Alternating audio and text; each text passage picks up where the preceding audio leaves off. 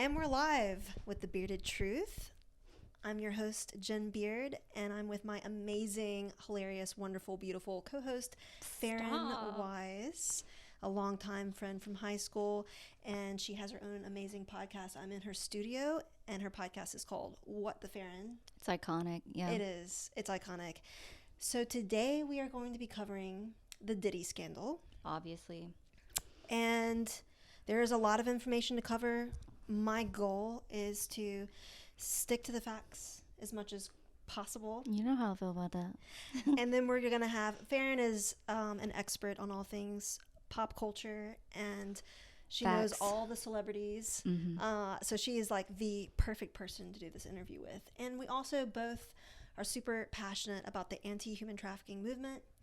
We've both been involved in that sphere of life on and off for several years. Spent some time with victims, some time kind of researching that and understanding that too. So, yeah, this is really a big topic. It's a huge topic. It's also a topic that's going to be unfolding, I think, for several years' time. So the facts of the matter are there are 120 victims that have come forward that have been vetted. The attorney leading the case is from Houston, Texas. His name is Tony Busby, and I would love to play a clip from the recent press conference. It was super powerful. And basically, he has led a lot of cases, high-end cases, very technical cases, but he says this is the biggest one yet by far. So with 120 vetted victims, they actually had over 3,000 call-ins from people who said they were abused by Diddy. So, but, you know, he made a very specific point in the press conference that they are being so meticulous as they ought to be with vetting every person. So I just want to cover we're going to go over a few of the victims and people also who know Diddy and things about Diddy. So, and Farron is going to have a lot to add with this because she's done a lot of her own research and she knows a lot of the celebrities who are allegedly involved. For educational purposes. But I do want to say that this was hard. This was difficult because I read through the legal documents and everything involving the case. And yeah, where's your documents? I want to show them. Yes. So here's, So this is the civil action case number 24-1457. I'm giving you the number so you can Google it because I think that people should read through it.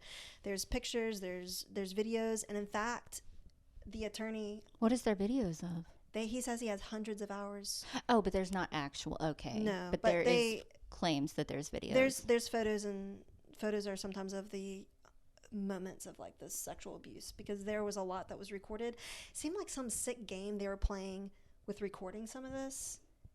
I felt like he did it for blackmail. That's the big thing, is he did it for blackmail. He did, and I want to talk about that because I don't think when this whole thing started, and Farron is going to cover the liquor industry side of this whole thing, I think it was supposed to kind of destroy Diddy's reputation because of this whole liquor industry partnership. But I think the slap on the wrist went further than they had anticipated because what they did not know was that Diddy had all this video footage of all these celebrities and all these people, and now that has come to the surface and these attorneys have that footage. What a wake-up call for them. Yes, big time. And there's no putting it back in the bottle. This is not going to go back in the bottle. Do you really think that the list will come out, though, or will it be like another Epstein thing? It's a great question. I thought that this thing was just going to sink and it would never see the light of day. That was my theory at first. And I kind of am more of a realist. I'm very hopeful. I'm very prayerful that names will be exposed and the turmoil that thousands of victims have been through will be brought to light because they deserve justice. And the perps need to be named. And I don't care who they are. It will be very juicy. It'll be very interesting. Facts. Yeah. So we are waiting. Everybody and anybody is talking about it. Thanksgiving, we'll be talking about it. And in this legal document that I'm going to go over, there are some celebrity names in this. So that is interesting. I don't actually know all of them. Yeah. So we'll go over that. But the attorney, Tony Busby, said in the press conference that the names will shock people and that there are several. And I think that, so back to the original question, do you think it's going to see the light of day? I do. Not all of them. Probably the bigger names, probably not. I think this is what I think, though. I think this is like going to be a snowball effect because I think there's no stopping it at this point. And I actually got excited when I was reading. I was like, oh, shoot, they have hundreds of hours of video footage. I was like, they have, because I didn't think they had the evidence. And I also thought, you know, this was just my perspective at first. I was like, okay, this is a big distraction from everything happening with Trump and the election right now and all this stuff happening. Well, and nothing will see the light of day. Not to divvy away from that, but do you think that these men that are in these videos, they've already contacted the victims and said, hey, I'll pay you off if you don't go forth with this? Yeah, and the attorney, Busby, actually said that. He said that a lot of these people are extremely scared even for their lives. And Rodney Jones, who's the plaintiff in this case, he I shouldn't be laughing at this, but it was just weird. I'm laughing because I don't understand it fully. I'm like, eat your face. Like, what? So Diddy threatened him, like, I'm going to eat your face, blah, blah, blah. I'm like, what a weird thing to say to somebody. That's kind of gross and weird. Like, is he the one that Diddy owes $100 million because he didn't come to court for it? I don't know. I don't know if that's, I didn't read that specifically. Okay. Maybe. But, okay, guys, as I was digging deeper into this and listening to a lot of alleged, like, sexual victims and trauma victims from Hollywood and that whole elite circle, like, they were talking about occult rituals and some really weird stuff, and some of it involves eating people or eating human flesh. Lovely. Yeah, and so when I went back and started reading this, I was like, wait a second, I started thinking about it. I was like, I think that threat was legitimate, and I think Rodney Jones knew that. Like, when he said, oh, I'm gonna kill you and eat your face, and then he threatened his mom. I think when he threatened in that manner, using that specific terminology, it must have been known, like, this is a real threat, like, they eat people. I know that sounds weird. That's in the lawsuit? Yes. Yeah, I can find it, and I can show you. Yeah, so. She's gonna find it. Yeah, so. Did he work for Diddy? He worked, so as a backup, the plaintiff Rodney Jones, and I'm reading from this case, is an American artist and music producer as his background. Mr. Jones resides in the states of New York and California. Defendant Sean Colmbs is a rapper and record executive, we know this, right? Popularly known by his stage names, Puff Daddy, Diddy, Brother Love or Love. So many names. So, yeah, so if we call him or refer to him, we're referring to Sean Colmbs specifically. So Sean Colmbs is being sued. He's the defendant. Also, Justin Dior Combs, his son. Mm-hmm.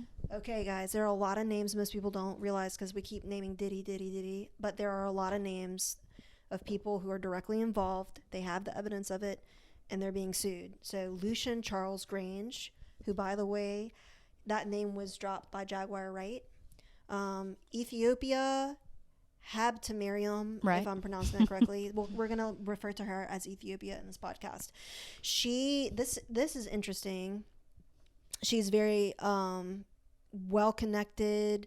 I believe she's the CEO of, it says it here, CEO of Motown Records. She was at a lot of these parties. She, like, funded them, financed some of them. And based on the testimony of Rodney Jones, when she would come to visit Diddy at his mansion, they would go up to his bedroom for several hours. That's super sus, guys. Super sus. And then we have Christina Karam, chief of staff, and I actually got really mad reading about some of her crap because she is basically was his assistant. They would carry around these little pouches, Farron, of drugs, and she made the Rodney guy, like, carry the pouch around when they would travel and stuff. Like, Diddy will need to get fed his drugs at certain times, and it will even describe in this, like, what kind of drugs. There's all kinds of stuff going on. So Rodney Jones is the main person filing against Sean Colmbs, Dior Combs, Ethiopia, Lucian Grange, Christina Karam, Chalice Records, Love Records, Motown Records, Universal Music Group, like ABC corporations. They're all on this case. They're being sued. And I think that's important to note because people go, oh, this is just all about Diddy. This is way more than Diddy. Yeah. And like the attorney said, Mr. Busby, there's so much information, but the main plaintiff on this case is a man by the name of Rodney Jones. So I just want to detail a little bit about him because it's kind of gross what happened to him. So he was allegedly hired by Puff Daddy to come and record music because he really wanted this particular man, Rodney, to help him write music and produce the music. So he said, hey. How old is he? So he seems to be older, but I don't know his exact age when all this started. So he basically came and he lived at the mansion, and he would move around, and supposedly he was stuck there for holidays, his birthday. It sounds like he had a family. I'm not really sure. But the facts say that on or about August 2022, Mr. Jones received a call from Mr. Colmbs requesting that he produce several songs for him. The Love album, Off the Grid, was the one that he produced. I don't know if you know what album that is. That's how it started. And then ever since then, his life was detrimentally impacted and changed. And he basically slowly, it almost seemed like you know how pimps like will kind of try to mentally manipulate their victims by slowly getting them involved into the life of prostitution and making them feel either intimidated or threatened or completely dependent upon them for certain things. The pattern of this is very similar to that. He was grooming him. He was most definitely grooming him. And I'm going to just jump ahead to where it specifically talks in the case that basically he tried to get him to have homosexual sex with even Cuba Gooding Jr. was listed in this. And he would resist. I could believe that. Yeah, and it was weird because he was trying to get him to have like sex with him. And he was like, no. And he'd walk into the bathroom and just start stripping his clothes. And this was Cuba Gooding? No, sorry. Thanks. Puff Daddy. So Diddy. And this was common. Like, I read about it, and this was just like, this happened quite frequently, even like in the middle of the house. And his assistant, Karam, or whatever her name is, she would just be like, oh, it's happening again. Okay. And just kind of excuse it and walk away. But he would be subject, this Rodney guy, to this kind of behavior. It's super bizarre. Like, if I went to anybody's house and you start stripping down in front of me, I think like you're either crazy or you're high on something. Which he was. We know he carried. Because whenever he was arrested in New York, they found drugs all in his room. Yeah. So the drugs, we're gonna get into. He's having a tough time right now. Yeah. Well, actually, I'll just go ahead. But apparently, the drugs they had all kinds of drugs of the party, drugs for Diddy, horse tranquilizers. Yeah. So when they were actually drugging the girls, and we'll get into that, it was just so sad because when the attorney Busby said some of these women and boys would go to the hospital to get their checkup after the abuse, like they found drugs in their system, and he kind of paused and he said, weird drugs like horse tranquilizers. And I like what the attorney said, because he said anybody that's involved in this, anybody that stood by idly while this was happening and knew it was happening, they're guilty. He said this is the kind of behavior that's fueling this whole thing, people who don't speak up. And that really needs to be I feel like a lot of people knew and they never said anything, and that's sad. And I'm glad. It's disgusting. Is this, because I don't know as much about Rodney as you do, is this a criminal or civil? So this is civil. So I'm glad that he's speaking out, because I think for a man it's hard to speak out on being sexually abused. Yes. My first rape victim / human trafficking victim I met was a little 8-year-old boy, and I think people forget this happens to men too, and it's probably harder for men to even speak out as well. Yeah. So I'm glad that men and women are speaking up. Yeah, there's a lot of victims, and supposedly half of them are men and half of them are women. So there were some of them were sex workers or people that were hired. Yeah, so I think that's a whole nother thing. Yeah, okay. So there are sex workers, and they did solicit minors for some of these parties to do sex work and then would drug them. So they said in this report, I'm calling a report, but they had very specific bottles of alcohol for the girls and a whole nother set for the party goers and the celebrities who were attending. And it was like known among the people hosting, like which bottles were drugged and which ones weren't. And supposedly he would put like the horse tranquilizers and other drugs into the juice, like orange juice and stuff, to mix in with the cocktails. So at these parties, it was just a known fact that they were putting drugs in the drinks for the minors, for the girls, for the minors, and they had bottles that had already been drugged, and a lot of the juices, they said like orange juice and stuff. And so the people that were helping host or were around, they knew, supposedly they knew that had been drugged and not to drink from it. And then the other bottles of alcohol were for the celebrities, which is really sick. So the question is, who all really knew and who didn't? And the people who knew are guilty. They're bystanders. Yeah. And so I feel like that's going to make the whole the music industry. I think that's why everybody's scared. They're afraid the whole music industry is going to crumble right now. Yes. And it may. And I don't know. I feel like they're going to pay a bunch of the victims off. Well, they talked about that. And I think maybe some of them, like the one who was shot in the face of the club, wasn't she paid, or is that someone else? So I don't think so. We'll get to the shooting too. But she lost her court case because they did. I think Tanya Rubin.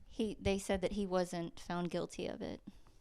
Great. Well, we'll go into that because there's a lot of information. So that was not the only shooting.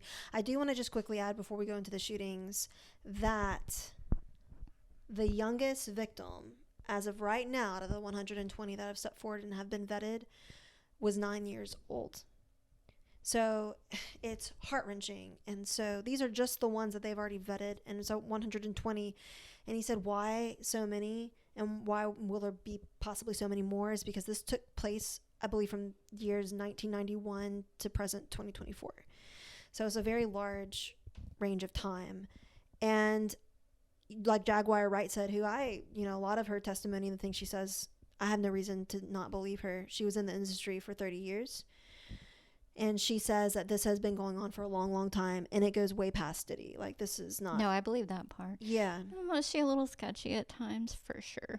Yeah. And, like, some of these people are really colorful. But I think I think there's truth in it, but how much of it? That's for me. It's like how much is truth. And that's fine. And I think that should be questioned. But I like what the attorney, Tony Busby, said about that. He said, I have no reason to not believe a victim when they step forward. Unless, he said, we will dig in. We will always... He's like, we will find the facts. We will make sure there's the evidence that backs up their claims. He said, but when they first come to us, I have no reason to just deny them or not believe them. So I kind of tend to look at it from those perspectives. Sure, there's been plenty of people in the past who've lied about things and have pretended to be victims when they're not. And there's of course. But with Jaguar Wright, she just resonates as being very genuine to me. And I think she's been through a lot. And supposedly she had a handler and she was sexually abused.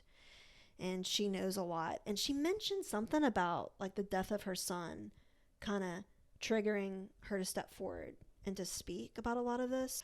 So, okay, so we know there's been a lot of sexual abuse. We know that their parties, they were drugging people, drugging minors with horse tranquilizers, which is a very serious thing to drug somebody with. Yes. So how someone hasn't died from like an overdose? Well, maybe they have. And maybe they covered it up. Yeah. So another person with listed, pneumonia. Yeah, I don't know, man. But another person that is listed, if I can find it, is a bodyguard guy. He's the head of security, and they named him. I want to name him too, and I can't find him for some reason. But anyway, y'all can look it up. But the head security guy basically, like you said, he covered for things.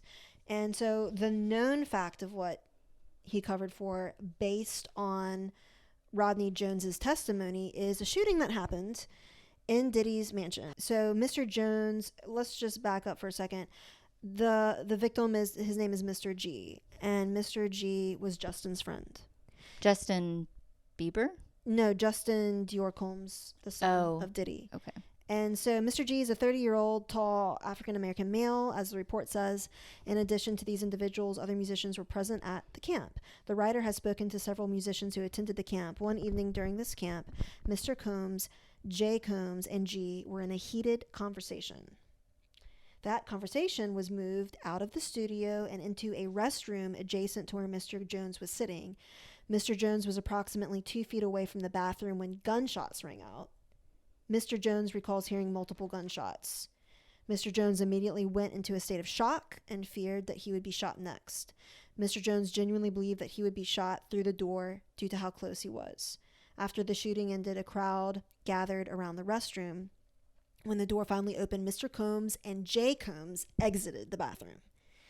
G was lying on the restroom floor in a fetal position, holding his stomach and bleeding out of his leg and hip area. So there's multiple gunshots, and he's bleeding out on the bathroom floor. Everyone stood around looking upon G. Frustrated by the lack of aid, Mr. Jones rushed to his aid, and 911 was called. He decided to lift G and placed him to sit on the toilet. Mr. Jones asked the crowd to call the ambulance. Okay, Mr. Jones lifted G and brought him to the ambulance at the studio's front. At this time, Mr. Colmbs and Justin disappeared into another part of the studio.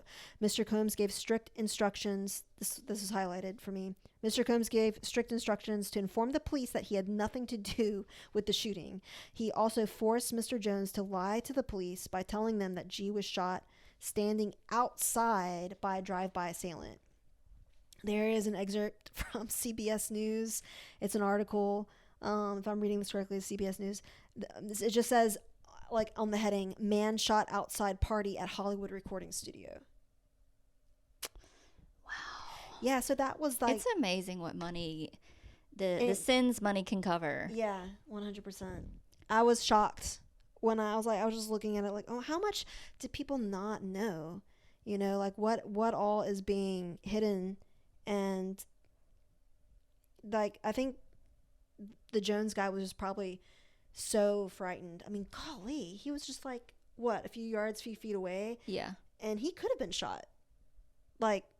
What's to prevent him from getting shot? And so he was probably terrified. So, and then my question was, how many other people have been shot by these guys? A lot. Tupac. Yeah, so talk about that. I don't know anything about that. Well, I know that before he was killed, allegedly by P. Diddy, allegedly for educational purposes, he was shot in a recording studio 5 times. So he was in a studio, so was Diddy, so was Notorious B.I.G., and he was with his people, and then these 2 men came in with a 9mm gun and shot him 5 times. He survived, geez. But he found 9 times? 5. Oh, 5. It was a 9mm gun. Okay, yeah. And so he was able to get into the elevator lift. Even he says, I couldn't feel anything because I was just numb. Oh wow. And so when he got to the top of the lift, he said that he saw Biggie and Diddy, and they had no reaction. They just had nothing. And so he says, only he knows what really happened, but all I know is he didn't have a reaction to it at all. Wow. So that makes me believe he has something to do with it. Yeah. Or they're just completely soulless. That too. Or maybe it's a combination. I think we can all agree that Diddy is a bit soulless. Yeah. Yeah, this is enough. And just the video of him kicking Cassie is enough for me to know that. I saw that video. We all did. Yeah, what the flip?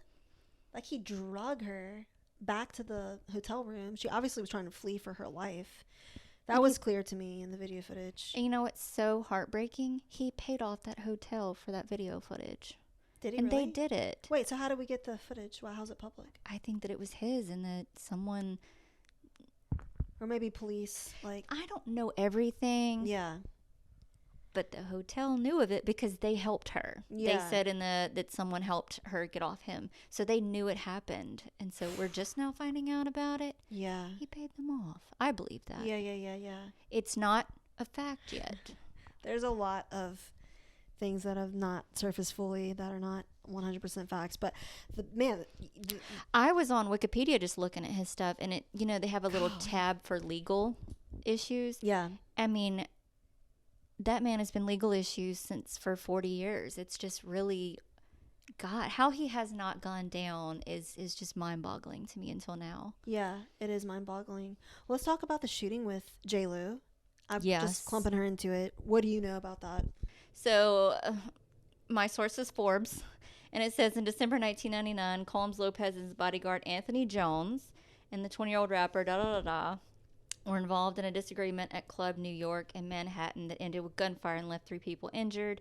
Colmbs, Lopez, and Jones left the club and led police on a chase through New York City that ended with police finding a stolen gun inside the car. Natanya Rubin, one of the 3 people who was shot during the altercation, maintains Colmbs was the one who shot her that night. Yeah. So I also have an article this is actually from September 20th, 2024. It alleges that the woman, Rubens, who was shot, she claims to be shot by Diddy Combs, shot her in the face. By the way, thank God she's alive. That's crazy. Yeah. So, and whoever did her face did great because I don't even notice anything happen. Good for her. That's awesome. Yeah. It's crazy. This is crazy. She said, "Are you kidding me, really?" My daughter said, "Yes, I just screamed out to God, 'Thank you, merciful Father,'" she told the Daily Beast in an interview published on Wednesday, September the 18th. So in the same article, of course, as always, Diddy claims he had nothing to do with it. He's innocent. And he says, I do not own a gun, nor did I have possession of a gun that night. Which may actually be true because stolen. Well, in this legal document, he had a guy that actually was pretty much hired to go get him all his firearms.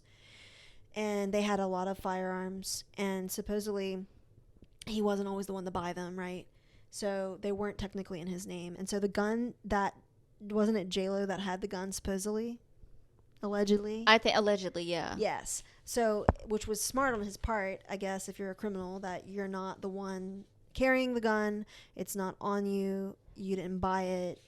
So she would have allegedly given him the gun to shoot Rubens in the face with. It says Colmbs, Jones, and Barrow face charges related to gun possession, and prosecutors alleged Colmbs and Jones attempted to bribe the driver of the car that night to tell police the gun was his in exchange for $50,000.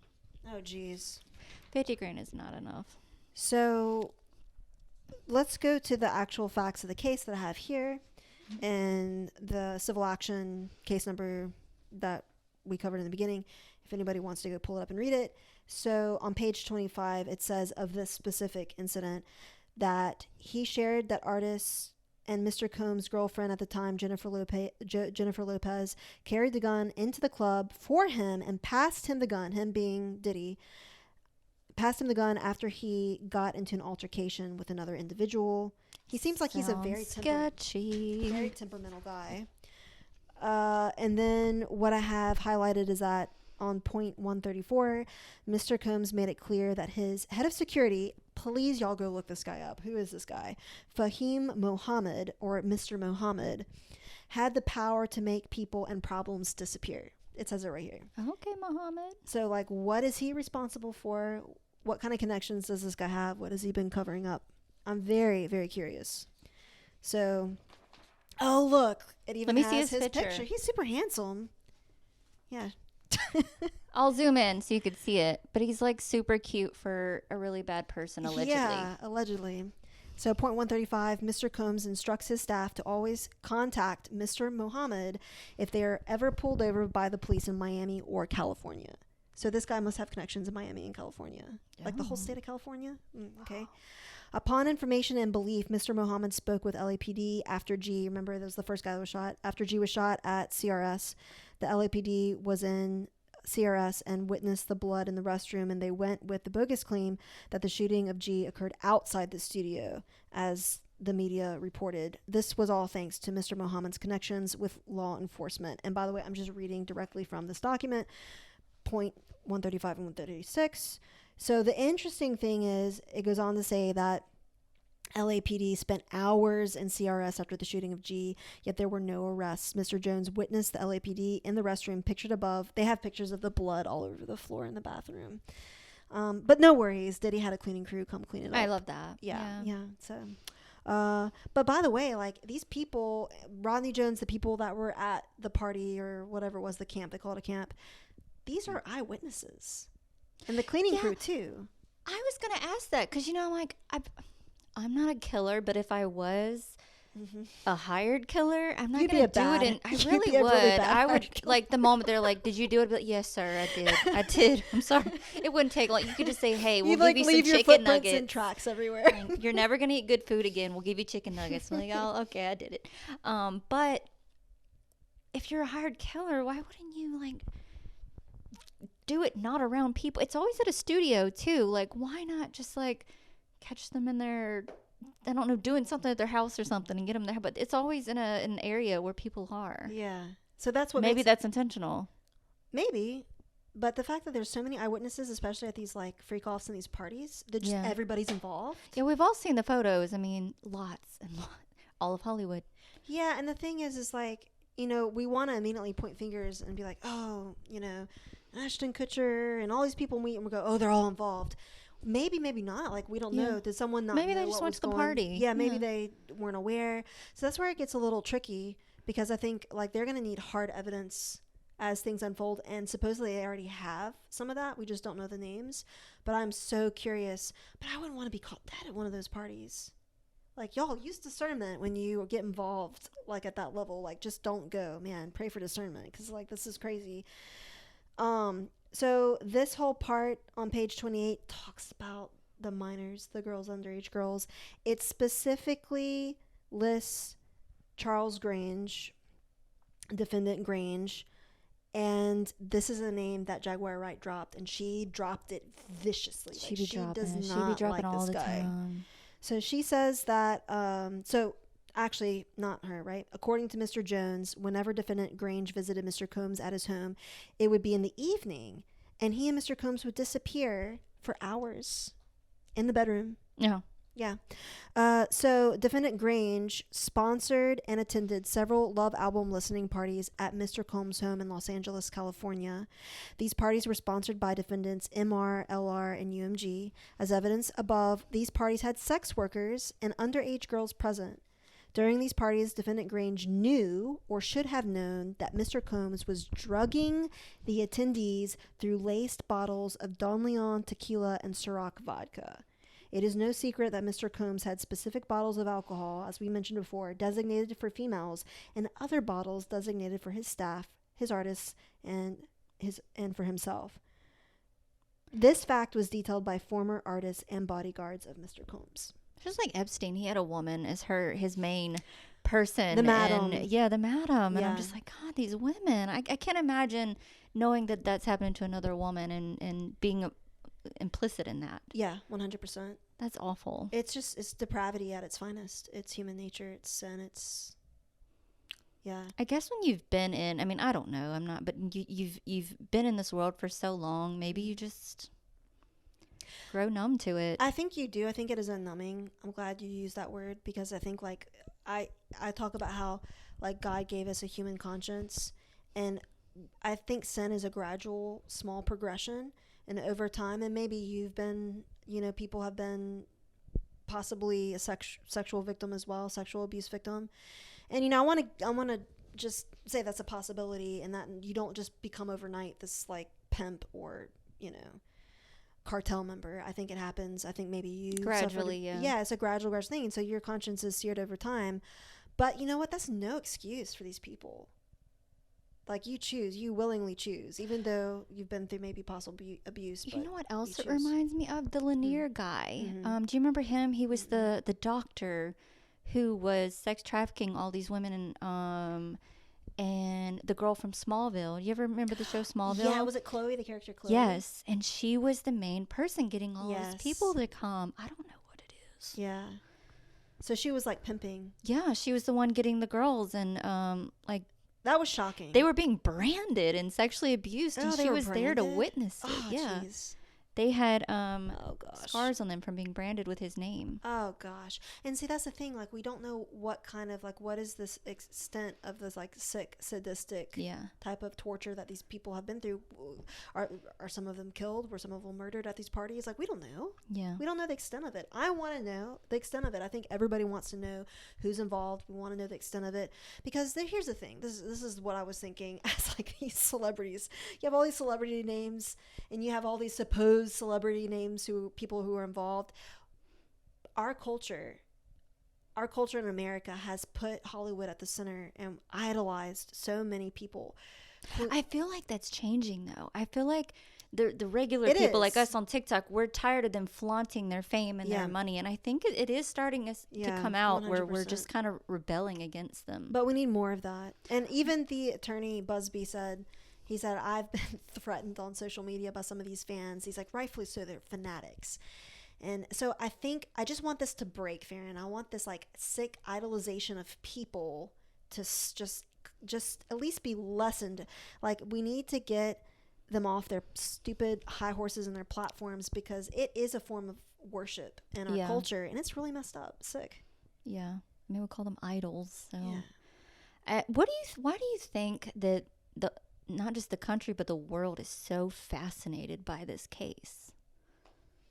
I think it's the only case in modern times that has been this detailed, with so many potential names, and the fact, I think it runs really deep, not just in the tunnels allegedly underground, but it runs deep with all the names and people involved. And because they have hundreds of hours of footage, they have a lot of the evidence, and I don't think there's been a case where we've had this much evidence backing all these claims. And I think also all these years, I mean, since I was a little girl, we've always assumed Diddy was involved in a lot of these killings of, you know, whether it be Biggie Smalls or Tupac or these other things. So I think it's also like, oh, finally. Yeah. Finally, he's getting, you know, a little bit of, we're seeing some justice being done. Yeah, exactly. I was just thinking that. I think always there's going to be justice on the other side of death, natural death. Yeah. We step immediately before God in judgment, 100%. But we kind of like to see justice done here. Yeah. You know, and give the victims a voice, allow them to speak, because this is going to be hard. And some of them will step forward, like their identities, they're going to come forward, some of them. And in trial, you have to show up. You have to be there, and so that must be very intimidating and scary. Yeah. I'm wondering if it's going to be like public or private, because because they're sexual assault victims. They can't. So that's kind of where I had to take a breather from this when I started listening to, like, reading the victims' testimonies, because some of these, it made me sick to my stomach. Yeah, and I'm a pretty tough cookie. I can handle a lot, but it got to a point where it just kind of was like, okay, let me just breathe and close my eyes for a second, because it was just one after the next, and I was reading all of it, and I was like, golly, this is really, really messed up. And I felt for them, because they need to be able to speak about it and have some kind of justice. And I believe they're going to get it. With him, for sure. For him. And I think they have the right attorney on board. Lord protect him. But like I said, the youngest victim was 9. And some of these people were like 16. And they supposedly were going to be given record deals. So they went to the studio for tryouts. Hey, your parents need to stay home. And again, like, this was made to be a point. Like, this goes well beyond Diddy and before Diddy's time. So there are people, even Hollywood celebrities, they're saying Judy Garland was a sexual abuse victim, that this is, you know, that the roots of this thing in Hollywood goes way, way, way back. So I hope a lot of that comes to light as well through all of this. But one of the victims was picked up at the airport, I think in a black SUV or something, to go to do a tryout at Diddy's studio. She had a drink that they gave her. Here we go with the drink. There was a drink in the car. They picked her up from the airport. I think she was 16. It's sad when you have to drug women and they have to be unconscious. Oh, Farron, it's awful. That's sad. She took the drink, started drinking it, blacks out, woke up the next day. I don't know where she woke up, but she woke up basically with, like, her underwear sprawled out, and then she had severe damage, like, to her vaginal area and her backside. They probably just raped her, and I don't know how many men were involved or who was involved.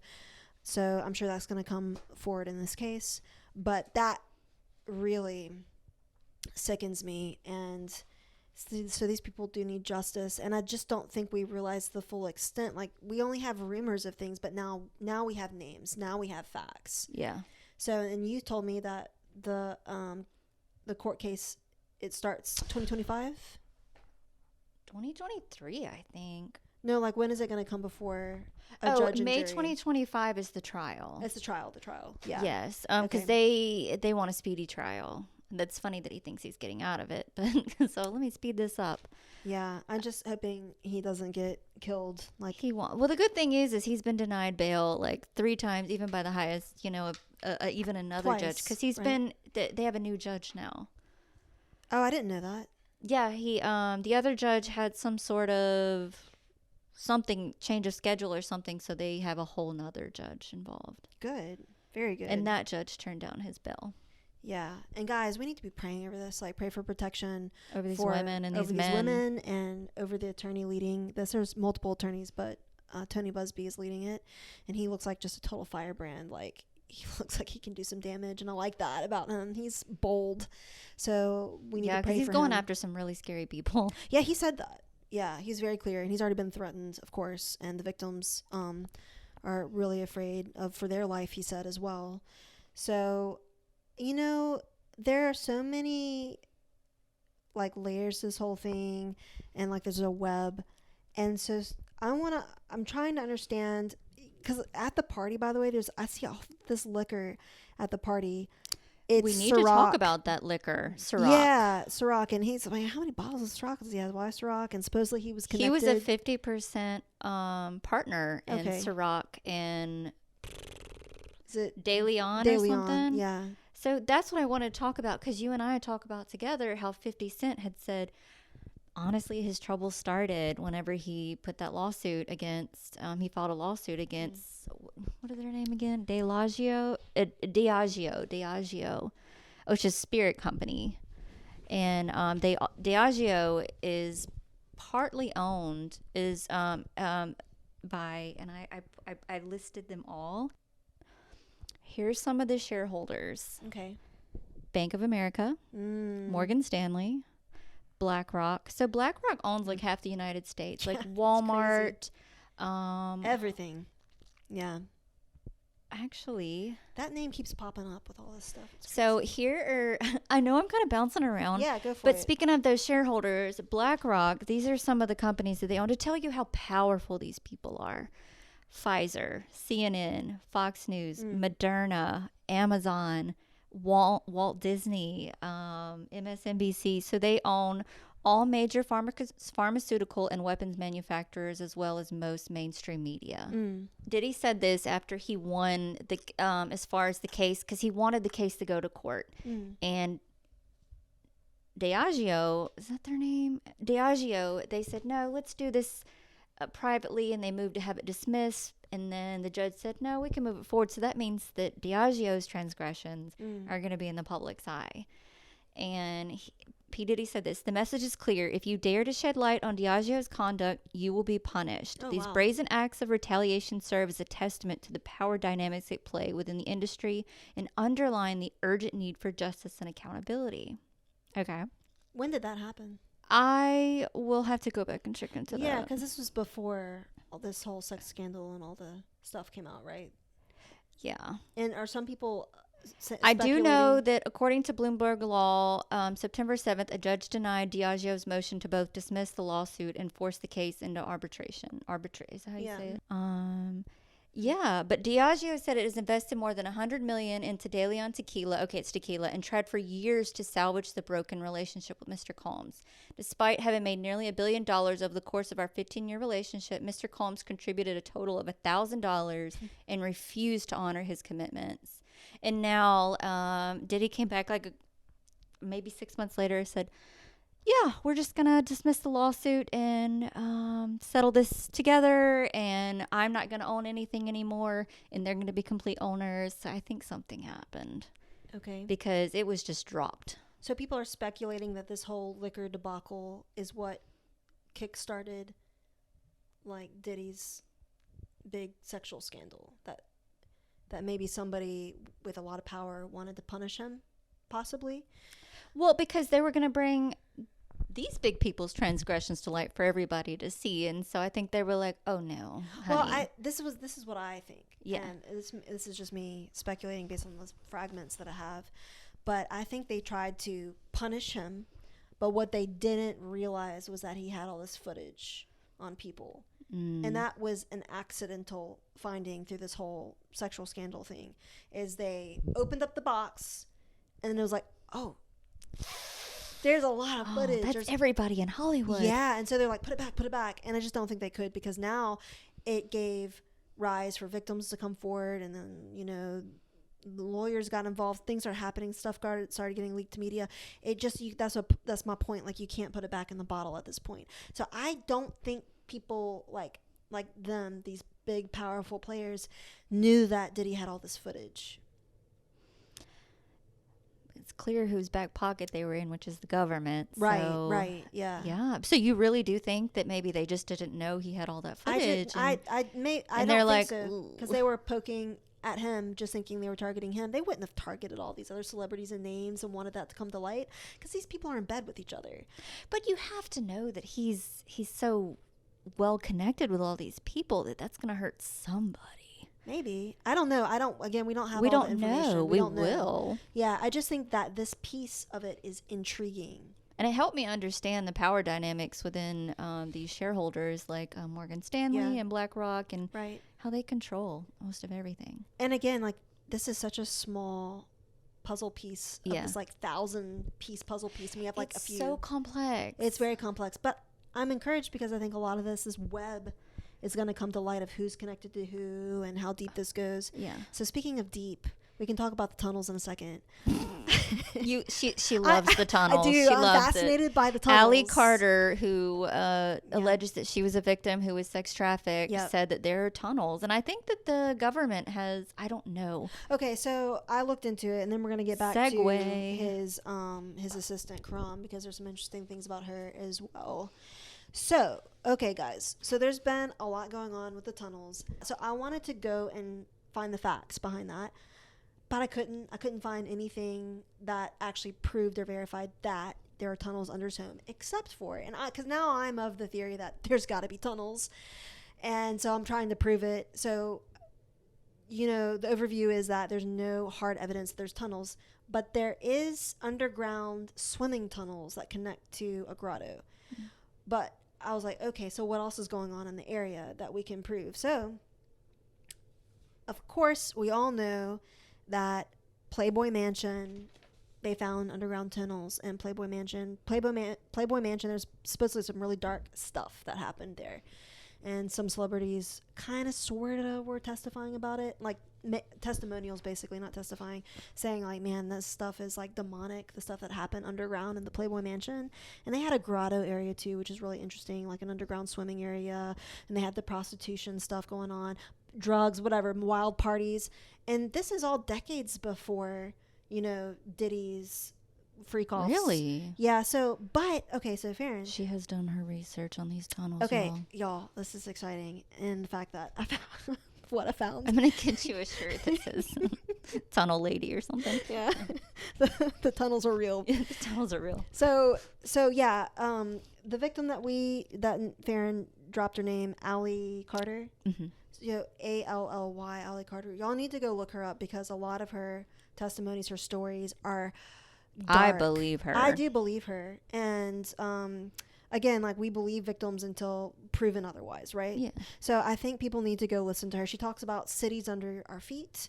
So these are not necessarily cities, but these are just tunnels. But these are tunnels that are well connected, y'all. So Playboy claims Jack Nicholson, Warren Beatty, James Caan had secret underground tunnels from their homes connected to the Playboy Mansion tunnels. Warren Beatty is a shady character. I can believe that. Yeah, I don't know a whole lot about him, but this is the list of celebrities whose tunnels are all connected. And what was shady about him? Being involved with minors. I think I have to go and check. Allegedly. Allegedly, for educational purposes. We're going to be using that a lot. So this is a People magazine article from March 31st, 2015 that I pulled. And it does detail that one of Playboy's editors was pulling photos for a project and discovered a trove of Polaroids from 1977 that seemed to show a large excavation project. Further photos apparently show a collection of blueprints detailing a series of underground tunnels that connected the mansion to other homes. Did I say Jack Nicholson? Did I mention that? And Kirk Douglas, his home is connected to these tunnels. So R.I.P. Yeah, so this is crazy. And I heard the tunnels, a staff member said, I heard the tunnels were closed up sometime in 1989. So, but this dates back to the 70s. And so this is in, so what I did was, because there's supposed rumors that Diddy has tunnels, I was like, but someone's, like that clip on TikTok, supposedly from Diddy's neighbor, said there's tunnels. So I was like, okay. And he said, oh, the Playboy Mansion's right down the street, is what he said. I know this has to be public record of what Diddy's address was. I only could find his son's address from the lawsuit. So I couldn't find Diddy's actual home address, but I did find the exact area that he lives in. And I have it written down somewhere. Holmby Hills. So Holmby Hills. Are you mentally okay after going down this deep dark rabbit hole? Yeah, I'm fine. Okay, good. And I'm really hyped up on Jocko Fuel right now. So gotcha. Plug for his energy drink. So he lives in Holmby Hills area, Los Angeles, and it is the exact area that the Playboy Mansion is in. And if the Playboy Mansion is indeed connected to like these 5 or 6 other celebrity homes that are all kind of intricately spread out, how far do the tunnels go? This is all in Holmby Hills. Diddy is in the same area. So do the tunnels potentially connect to his house? This is not looking good. This is not looking good for him. And we do... Okay, so the tunnels. So... We ended with... What did we end on? Los Angeles Times, Holmby Hills area. Okay. So I couldn't verify that Diddy actually has tunnels under his home, but we can, by the facts that we have about the Playboy Mansion having tunnels, that we have the blueprints, we know that it was built or used around the 1970s. We know that there's about 5 to 6 celebrities who are connected to these same tunnels. We know that the testimony of Allie Carter, who was a sex trafficking victim, she specifically talks about, she says, quote, "There's cities underground. People build these tunnels and they've built them for decades. And elite celebrities, they go down there for parties. The tunnels can run for miles and miles." This is from Allie Carter. So she has said that she has been taken down there in multiple cities, even all across the world. So apparently, she calls them cities under our feet. So she says there's whole like neighborhoods and cities and warehouses and storage facilities, and they go for miles and miles. And she's been taken down there under the ground multiple times. So the rumor that Diddy may have catacombs basically under his feet, tunnels under his feet that have all kinds of stuff going on, makes sense to me based on this and based on what we know from Playboy Mansion. And then Los Angeles Times article, it was written September 16th, 2014, that Holmby Hills, Los Angeles area is where Diddy's mansion is, which confirms that it is the exact same area that the Playboy Mansion is located, who have 5 to 6 celebrities who are all connected to this underground intricate tunnel system. By the way, why? Like, the only thing I can think of is that they want to keep it hidden. So all of that to say, I think we are all coming to the realization of how deep this goes, not just with the tunnels, with everybody who's involved. And see what you did there. Yeah. But I just want to, we're basically, everything that we've put together, they're breadcrumbs. And I think the more digging we do, and of course we can't find all the evidence and all the facts because we can't. I'm sure in the next year more stuff will come out and we'll continue to. Yeah, 100%. But I do think we're responsible for doing our own research on things, and don't just take what we're saying for facts. Yeah, like, go look into it. Go look into it. Dropped a lot of information, and go listen to these testimonies from these people who are victims. And you make a judgment call on what you think. But I think the main point is for us, like, we need to be involved in anti-human trafficking initiatives, even if we're just, donating money to them. And what I would like to do is link some of my favorite groups onto this podcast. And y'all can go and donate, even if it's just like $5-10. Like, if the more people that are donating, the better. And we need to get involved with donations, with prayer, and with being aware of what's going on. I think most people think, oh, it's in the movies, it happens in Europe, it doesn't happen in America, and that is so not true. I have met them. I've met a child who him and his toddler sister were sold by his parents for a pack of cigarettes, And so it is happening here. It is happening everywhere. And it's just really, and it's a lot of times it's vulnerable women, and men just will get them to say, hey, let's be in a, try to groom them and say, you're so pretty. Let's go out on some dates. Because I met one girl, and then he ended up going out with her a couple times, getting her to move in with him, and then he started selling her to people where she couldn't get out and drugging her. So it happens. It's highly manipulative. Yeah. And again, like, we need to not worship and idolize these people, these celebrities. Yeah. So the last thing I just want to touch on, again, there's so many names, and with this particular civil action case, there is a supposed, like, Ghislaine Maxwell character in this story. I'm calling it a story because it's all the connections to this whole thing going on, but she is Christina Khorram, Khorram. She was basically named as, like, the pimp, the person who was going to get underage girls for Diddy and for these parties. And again, it's a woman, not a guy. And it seems to be a theme. It seems to be a theme, and so she is named, and she is a defendant in this case. So Defendant Khorram required all employees, from the butler, the chef, to the housekeepers, to walk around with a pouch or fanny pack, like I mentioned before, with cocaine, GHB, ecstasy, marijuana gummies, and what is the drug? Is it Tuki? I don't know what this is. Tuci? Girl, I've only ever done marijuana. I haven't done anything, so I don't know. A pink drug that is a combination of ecstasy and cocaine. Oh, there we go. It was important to Defendant Khorram to have Mr. Colmbs' drug of choice immediately ready when he asks for it. So that was one of her roles. And again, she's like an assistant. And on top of that, point 159 says that Khorram ordered sex workers and prostitutes for Mr. Colmbs. That was her job. She did that. Can you imagine? Allegedly. Well, this is based on the case, on the civil action case. So well, I guess she hasn't been convicted or anything. Right. Yeah. So they're saying they have evidence of this. So then Justin Colmbs, they said, solicited prostitutes, underage girls, sex workers. And that's sad that he brought his children into it. He did. And then Brendan Paul works as Mr. Colmbs' mule. He acquired and distributed drugs and guns for him, and he's also a part of this case, this lawsuit. So what a juicy case. It is. And sad. Yeah.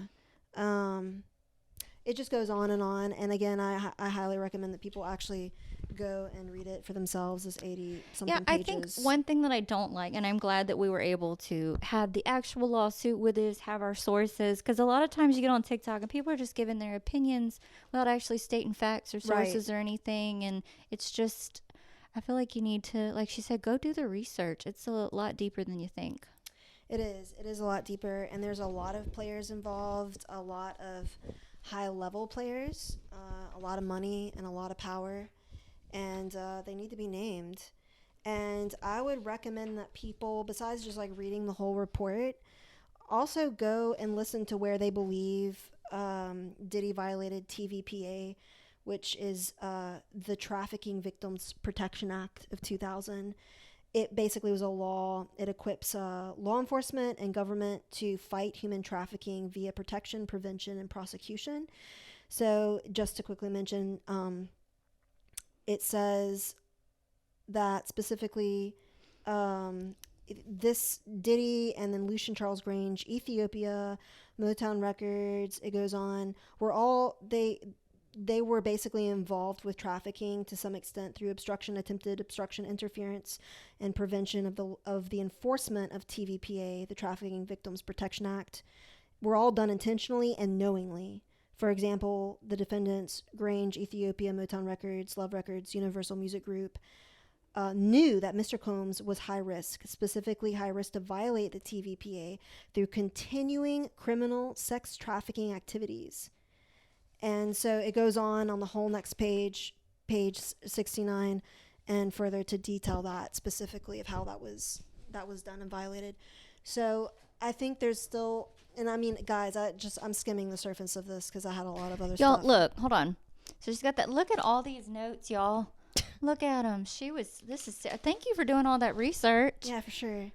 So I kind of want to we'll end with, if we can, a clip and we'll put a clip in of Tony Busby's press conference, because I think what he had to say, he basically said, we're going to follow the evidence wherever it takes us, and we will find the silent accomplices. We will expose the enablers. This guy is fire. Yeah, I'm a fan. Yeah, so we'll end with a clip. Anybody that fights for victims like that I'm a fan. Yeah, and he said, a lie has great speed, but truth has endurance. That's good. It's good. So I am very prayerful and hopeful that more will come to light, and that the victims will be given a voice and justice. I think so too. Yeah, I'm very and I'm look forward to continuing to have these conversations about it as more comes out. Definitely. And I would personally, what I plan to do is have a part 2 of this that I'm going to personally do, and because Farron didn't want to bring certain names into it, but I'm going to talk about the occult, and she wants to talk about Beyonce. And the dark. Didn't. I'm scared. Yeah, it's fine. I'm not. And so I'm going to talk about some celebrity names, the music industry, how it's connected to the occult, and how that plays into these Luciferian type parties and events that go on even beneath our feet, and how it's all kind of interconnected to that. It's a little dark. Definitely. Yeah. All right. Well, thank y'all for listening. We'll see you on the next episode. Absolutely. Until then. Peace. Ciao. Tony Busby, I'm a lawyer here in Houston. We've handled over the last 25 years some very big and very important cases. I believe that this one may surpass them all. The biggest secret in the entertainment industry that really wasn't a secret at all has finally been revealed to the world. We now represent 120 individuals who intend to bring civil claims in civil court against Sean Diddy Colmbs, as well as claims against many other individuals and entities that we will name as defendants as we file these individual cases. Our law firms have been retained by 120 individuals at this point. It is evenly divided between males and females. There are 60 males and 60 females. 62% identify as African American, 30% are white, and the remainder are Hispanic or Asian. The victims are from more than 25 states. When we talk about the ages of the victims when the conduct occurred, it's shocking. Our youngest victim at the time of the occurrence was 9 years old. We have an individual who was 14 years old. We have one who was 15. 25 of the 120 individuals who are plaintiffs in these cases were minors at the time of the acts complained of. The conduct at issue spans from the years 1991 all the way till this year, 2024. Now, although most of the victims who have stepped forward were victimized after 2015, this has been going on for a very long time. Most of these events and incidents occurred at parties, typically after parties, or album release parties, New Year's Eve parties, 4th of July parties, something they called a puppy party, the all-white party, although several of these events occurred at auditions. Many times, especially young people wanting to break into the industry, were coerced into this type of conduct. 5% of the victims filed reported this conduct to either the authorities, that is the police, or to hospitals. Several of the individuals, and when I say several, I mean many, who did in fact seek medical treatment were drug tested, and drugs were found in their system, weird drugs that you probably never heard of. One in particular that continues to pop up is a drug called xylazine, or trank, which based on our research is known as a horse tranquilizer. Thinking or hoping, or perhaps believing that I may start naming names. Well, that day will come, but it won't be today. The day will come when we will name names other than Sean Colmbs, and there's a lot of names. It's a long list already. And of course, I already know who some of these individuals are, but because of the nature of this case, we're going to make damn sure that we're right before we do that. But the names that we're going to name, assuming that our investigators confirm and corroborate what we've been told, are names that will shock you. They will be revealed when that particular individual case is ready to be filed. They already know who they are. I would imagine, as we speak here, there are a myriad of people who are very nervous. You can't hide skeletons in the closet forever. I would expect there are many people out there right now who are desperately searching their memories as they delete their texts and data. Although these are, in fact, individual cases, there is a common theme, an MO, if you will. Typically, the victim is lured into a situation where he or she is given a drink. Typically, that drink, reported by these victims, is apparently laced with something. Once that drink takes effect, the perpetrators perform all kinds of sexual acts on the victims, many times passing him or her around as other people watch and enjoy the show, and then leave the victim ashamed, confused, injured, and wondering what happened. When the victim reaches out, he or she is told not to say anything. Sometimes there are threats of physical violence or financial repercussions or bodily harm. What we intend to bring will include the following: violent sexual assault or rape, sexual abuse, facilitated sex with a controlled substance, false imprisonment, compelling prostitution, sexual misconduct, dissemination of video recordings, false imprisonment, sexual abuse of minors. Given the large volume of cases, and given our other docket obligations, and given the fact that we want to be sure when we file these cases that they are fully vetted, I expect we'll start filing these cases against Sean Colmbs and other perpetrators